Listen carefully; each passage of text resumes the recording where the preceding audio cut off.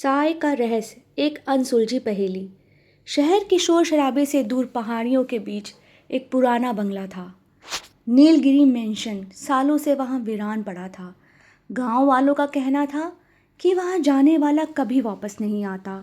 लेकिन शहर से आए एक युवा पत्रकार आर्यन को इन सब बातों पर यकीन नहीं था। उसे अपनी नई डॉक्यूमेंट्री के लिए एक दमदार कहानी चाहिए थी। दहलीज पर पहला कदम।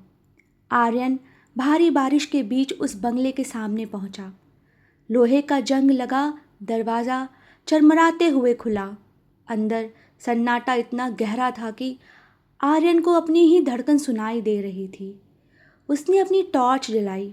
दीवारें सीलन से भरी थीं और पुराने फर्नीचर पर धूल की मोटी परत जमी थी। तभी ऊपर की मंजिल से किसी के चलने की आहट सुनाई दी।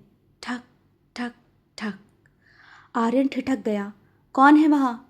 उसने चिल्ला कर पूछा, लेकिन जवाब में सिर्फ हवा की सरसराहट मिली। अजीब तस्वीरें और गायब चेहरा।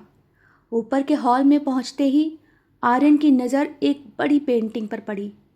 उसमें एक परिवार की तस्वीर थी, लेकिन अजीब बात यह थी कि घर के मुखिया का चेहरा किसी ने चाकू से खुरच कर मिटा दिया था।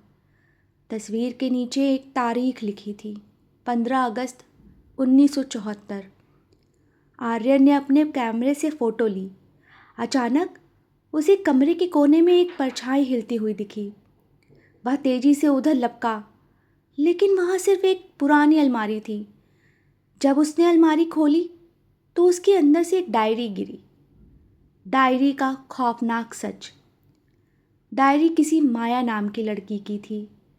आर्यन ने पन्ने पलटने शुरू किए। आज फिर पिताजी ने उस कमरे को बंद कर दिया है। रात को वहाँ से रोने की आवाज़ें आती हैं। माँ कहती है कि वह मेरा वहम है, पर मैंने देखा है उस कमरे के पीछे कोई है जो हम जैसा नहीं दिखता। डायरी का आखिरी पन्ना खून से सना था, जिस पर लिखा था वह आज़ाद है। बंद कमरे का राज। आर्यन का दिल जोर से धड़कने लगा। उसने ठान लिया कि वह उस बंद कमरे को ढूंढेगा। काफ़ी मशक्क़त के बाद उसे तहखाने बेसमेंट की ओर जाने वाली एक गुप्त सीढ़ी मिली। नीचे जाते ही उसे एक भारी लोहे का दरवाज़ा दिखा, जिस पर कई ताले लटके थे। जैसे ही आर्यन ने ताले को हाथ लगाया, पीछे से एक ठंडी आवाज़ आई, इसे मत खोलना वरना विनाश हो जाएगा। आर्यन झटके से पलटा। सामने एक बूढ़ा आदमी खड़ा था, जिसके हाथ में लालटेन थी। वह बंगले का पुराना चौकीदार था।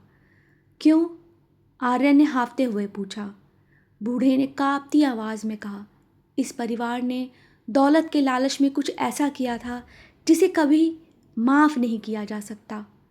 उन्होंने अपनी ही आत्मा का सौदा कर लिया था। अंतिम मोड़, द ट्विस्ट। आर्यन ने हिम्मत जुटाई और एक बड़ा पत्थर उठाकर ताला तोड़ दिया। दरवाज़ा खुलते ही एक तेज़ बदबू आई। अंदर कोई भूत प्रेत नहीं था, बल्कि दीवारों पर हज़ारों शीशे लगे हुए थे। उन शीशों के बीच में एक बूढ़ा आदमी बैठा था, जो बिल्कुल आर्यन जैसा दिख रहा था। बस उसकी उम्र बहुत ज़्यादा थी। वह आदमी धीरे से मुस्कुराया और बोला, आखिरकार तुम आ गए आर्यन। मुझे पता था कि इस खानदान का खून एक दिन वापस जरूर आएगा। आर्यन सन्न रह गया। उसे अब समझ आया कि वह यहाँ कोई कहानी कवर करने नहीं आया था, बल्कि उसे यहाँ बुलाया गया था। वह डायरी, वह परछाई, सब एक जाल था। अगली सुबह गांव वालों ने देखा कि नीलगिरी मेंशन का दरवाज़ा खुला था। आर्यन की गाड़ी बाहर ही खड़ी थी, लेकिन बंगले के अंदर कोई नहीं था। जब पुलिस अंदर गई तो उन्हें दीवार पर लगी उस पुरानी तस्वीर में एक नया चेहरा दिखा। उस मुखिया का चेहरा, जिसे खुरच दिया गया था, अब बिल्कुल आर्यन जैसा दिख रहा था। क्या आर्यन सच में गायब हो गया था, या वह उस हवेली के अतीत का हिस्सा बन गया? यह रहस्य आज भी नीलगिरी की पहाड़ियों में गूंजता है। यह कहानी आपको कैसी लगी? अच्छी लगी हो तो लाइक ज़रूर करिएगा।